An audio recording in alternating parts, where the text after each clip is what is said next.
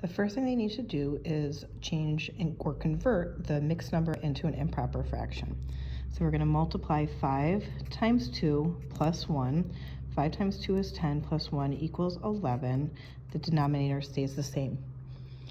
You're going to do the same to the bottom. 10 times 1 is 10 plus 3 is 13.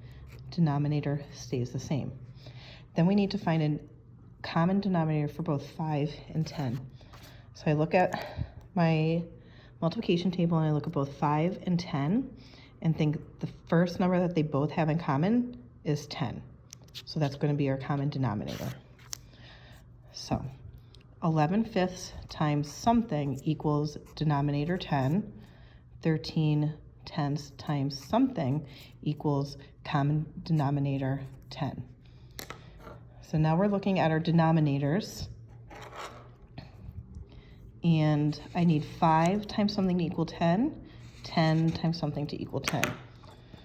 5 times 2 equals 10, and whatever I do to the bottom, I do to the top. 11 times 2 is 22.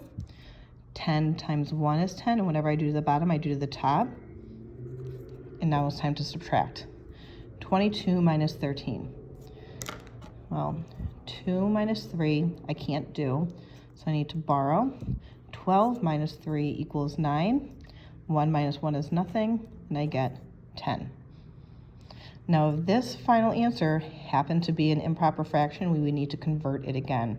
So for example, let's just say the answer was 19/10. If it was 19/10, this is bigger than this. 10 goes into 19 about 1 times, because 10 times 1 equals 10. And then we find the difference between the numerator and what that was. The difference is 9, and the denominator stays the same.